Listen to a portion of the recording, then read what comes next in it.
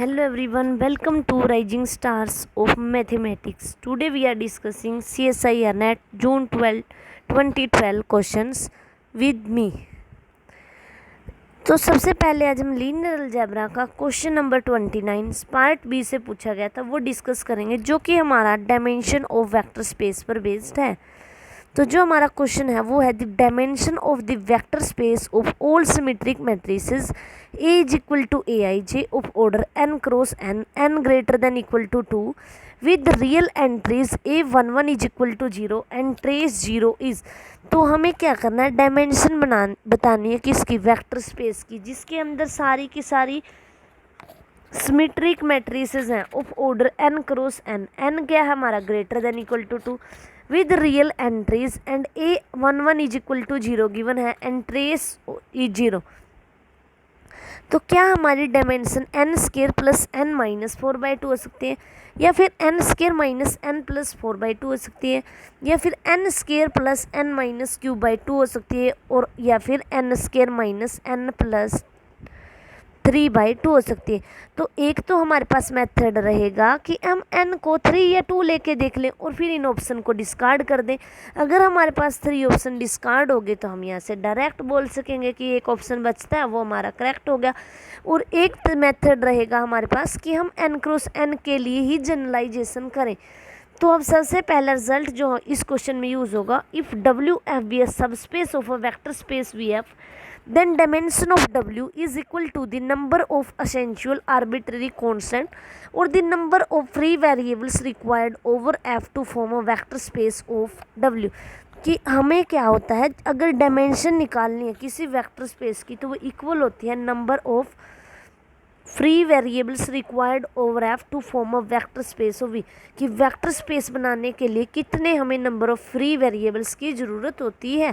Next हमारे पास है if W F be a subspace of V F then dimension of W is equal to dimension of V minus K, कि अगर W F हमारे पास सब space होता है वी एफ का, देन डायमेंशन ऑफ डब्ल्यू निकालनी होती है तो वो इक्वल होती है dimension of V minus K, where K is the number of L homogeneous equations.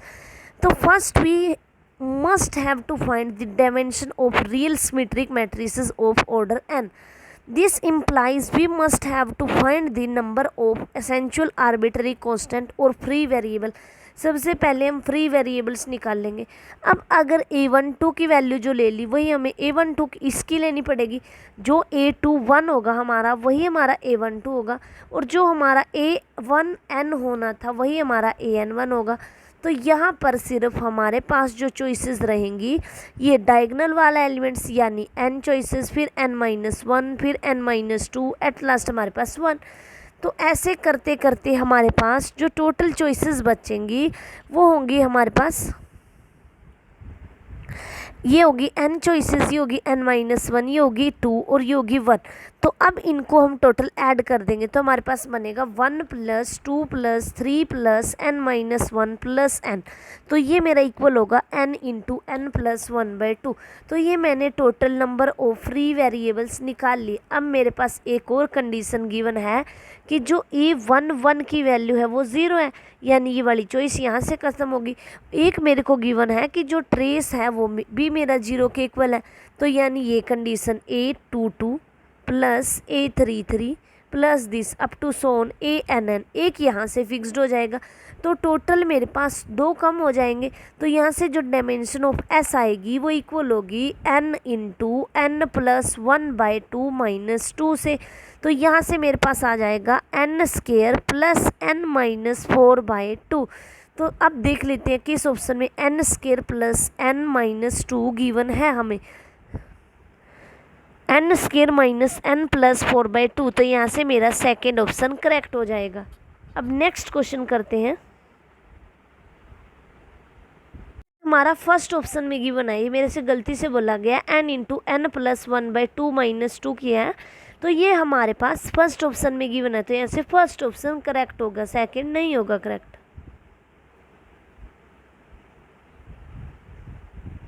Next हमारे पास क्वेश्चन है वो हमारा 2011 में पूछा गया था जून। ये हमारे डायमेंशन ऑफ वेक्टर स्पेस पर बेस्ड है लेट डब्ल्यू, ये हमारा 4.75 मार्क्स में पूछा गया था। Let W is equal to P B, P is a polynomials with real coefficients where b is equal to 0 1 0 and 0 0 1 or 1 0 0, the dimension d of the vector space w satisfying। हमें निकालनी है dimension of D की, जो इनमें से किसको satisfy करे, एक भी कंडीशन को सेटिस्फाई करे। तो सबसे पहले हम क्या करेंगे, बेसिस की डायमेंशन पढ़ लेंगे। बेसिस क्या होती है वो पढ़ते हैं, और फाइनाइट डायमेंशन क्या होता है वो। A set S is equal to u1 u2 un be a vector of a base is the basis of vector space V F if it satisfying the following two properties, कि जो हमारा S set है वो हमारा L I होना चाहिए, and next हमारे पास है एस स्पेंस करना चाहिए वी को। नेक्स्ट रिजल्ट हमारे पास है a vector space V F is said to be a finite dimensional N और n dimensional if v has a basis with n elements it is denoted by dimension of v is equal to n। Next हमारे पास है, अगर हम किसी polynomial की निकालना चाहते हैं dimension of P N T, वो इक्वल होगी हमारे पास n+1 के। तो अब हमारा जो b गिवन है वो लिखते हैं। तो जैसे ही हम b क्यूब करेंगे वो मेरे पास आइडेंटिटी आ जाएगा, b4 करेंगे तो वो b के इक्वल आ जाएगा। तो ऐसे हमारे पास ऐसे करते हुए हम देखेंगे कि जो हमारे पास पोलिनोमियल है उसमें हमारे पास ऐसे लिखते हैं पोलिनोमियल्स को a node I plus a1b plus a2b square plus a3b, लेकिन b क्यों मेरा आइडेंटिटी के इक्वल आ रहा है। तो यानी मेरे पास जो पी बी पोलिनोमियल है वो मेरे पास यहाँ से हो जाएगा 2 डिग्री का, और अगर कोई भी 2 डिग्री का पोलिनोमियल है तो उसकी जो डायमेंशन होती है वो मेरे पास 3 होती है। अब 3 डायमेंशन किस ऑप्शन में होने के चांस हैं। अब यहाँ से देखें कि डायमेंशन क्या होगी, ग्रेटर देन इक्वल टू 4, ये गलत हो गया। जो सेकंड है डायमेंशन क्या होगी, या तो 6 होगी या फिर इससे बड़ी होगी, ये भी गलत हो गया। लेकिन थर्ड और फोर्थ में देखो डायमेंशन के 3 होने के चांस भी हैं, तो यानी हमारा यहाँ से थर्ड और फोर्थ ऑप्शन करेक्ट हो जाएगा। नेक्स्ट हमारे पास है जो हमारा जून 2011 में ही पूछा गया था, सब स्पेस पर based question. Let M be a vector space of all M3 cross 3 real matrices and let A is equal to 2 1 0 and 0 2 0 and 0 0 3 which of the following are subspaces of M। So X belongs to M, X is equal to AX, क्या हमारे पास ये subspace बनेगा। Second, x plus A is equal to A plus x, क्या ये subspace बनेगा। Third, ये भी हमारा 4.75 में, इसलिए हम सब ऑप्शन चेक करेंगे। तो trace of A X is equal to 0, determinant of A X is equal to 0। अब डिटर्मिनेंट को तो आप डायरेक्ट हिसाब लगा लो कि अगर हमने 2 ले ली मैट्रिसेस ए और बी, ए का डिटर्मिनेंट भी 0 है और बी का भी। फॉर एग्जाम्पल ये ले ली, इस मैट्रिक्स का डिटर्मिनेंट मेरे पास मैट्रिसेस ले ली मैंने ए इज इक्वल टू 1 0 1 0, इस मैट्रिक्स का डिटर्मिनेंट क्या है मेरा, वो है 0। अब बी देखूँ तो बी का डिटर्मिनेंट क्या है मेरे पास, 0।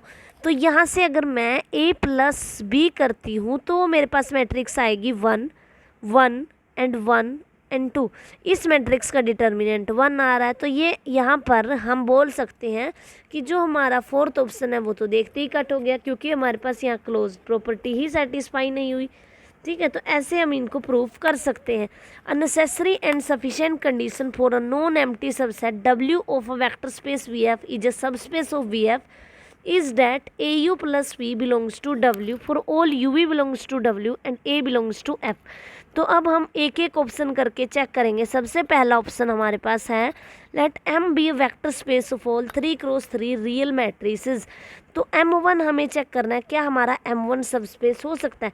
सो M1 is equal to X belongs to M, X is equal to AX implies M1 is a subset of M। Since अब हमारे पास ये वाली मैट्रिसेस तो हमेशा रहेगी इसके अंदर, क्योंकि scalar matrix only matrix which commutes with every matrix, तो स्केलर मैट्रिक्स तो M1 में आ जाएगी। तो M1 मेरा यहाँ से नॉन एम्प्टी हो गया। तो अब मैंने क्या किया, दो मैट्रिसेस कंसिडर की x y। अब क्या प्रूव करना है कि क्या हमारा ax प्लस वाई भी इसके अंदर जाएगा M1 के या नहीं जाएगा। तो यहाँ से मेरे पास आया x is equal to ax और y is equal to ay। Let a belongs to r, तो ax plus Y into a, तो यहाँ से मेरे पास आ गया axa प्लस वाई ए। अब इसको हम ऐसे लिख सकते हैं axa प्लस वाई ए। तो अब ए एक्स, क्योंकि ये मेरे एलिमेंट्स हैं, ये एम उसमें से आ रहे हैं जिसमें कम्यूट हो रहे हैं M1 में से, तो यहाँ मैं ए एक्स लिख सकती हूँ, यहाँ मैं ए वाई लिख सकती हूँ। ए मैट्रिक्स मैंने कॉमन ले ली तो यहाँ से ए एक्स प्लस वाई आया, यानी हमारा ए एक्स प्लस वाई भी कम्यूट कर रहा है ए के साथ, और जो मैट्रिसेस हमारी ए के साथ कम्यूट कर रही हैं वो मेरी M1 में प्रेजेंट है। यानी यहाँ पर हमने प्रूव कर दिया जो हमारी प्रॉपर्टी होती है ए एक्स प्लस बी यू की, अगर हमारे पास किसी भी सेट को सब स्पेस शो करना होता है तो हम यही शो करते हैं।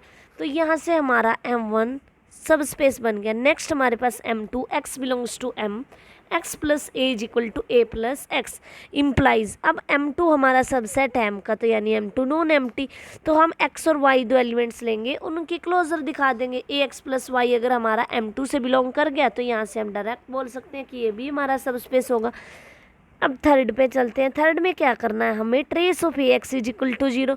तो अगर मैं दो ऐसे एलिमेंट्स ले लूँ x और y, यहाँ से क्या है trace of A X 0, trace of A Y is equal to 0। Proof क्या करना है, trace of A alpha X plus Y, तो उसको लिख सकते हो trace of A X plus A Y.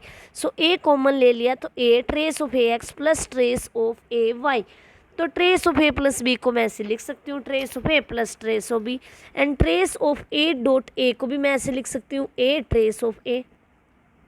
तो यहाँ से मेरे पास बना कि trace of A into A X plus Y is equal to 0, so A X plus Y belongs to M3, तो ये भी मेरा एक सब स्पेस होगा। नेक्स्ट हमारे पास है M4 तो मैंने पहले ही बता दिया था, लेकिन यहाँ से भी देख लेते हैं, क्योंकि हमारे पास determinant of A plus B not equal to होता है determinant of A plus determinant of B, तो यहाँ पर हम ये वाली प्रॉपर्टी यूज़ नहीं कर पाएंगे, तो इसलिए जो हमारा फोर्थ है वो भी हमारा सब स्पेस नहीं होगा।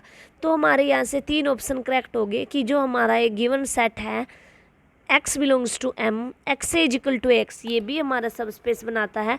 सेकंड हमें गिवन है x belongs to M, x plus A is equal to A plus X, ये भी करेक्ट है। नेक्स्ट हमारे पास थर्ड है trace of A X is equal to 0, तो ये भी हमारे पास करेक्ट है, लेकिन जो हमारा फोर्थ ऑप्शन है वो हमारा करेक्ट नहीं होगा। तो यहाँ से 3 ऑप्शन हमारे करेक्ट हो गए। तो ये क्वेश्चन हमारा 4.75 में 2011 में पूछा गया था। Thank you for watching. अगर आपको मेरा चैनल पसंद आ रहा है तो चैनल को सब्सक्राइब कर लीजिए एंड बेल आइकन दबाना मत भूलिएगा, ताकि आपको मेरे चैनल पर आने वाली वीडियो की लेटेस्ट अपडेट मिलती रहे। और अगर आपको कोई भी डाउट आता है तो कमेंट बॉक्स में लिखिए, मैं नेक्स्ट वीडियो में उसका सल्यूशन आपको प्रोवाइड कराऊंगी।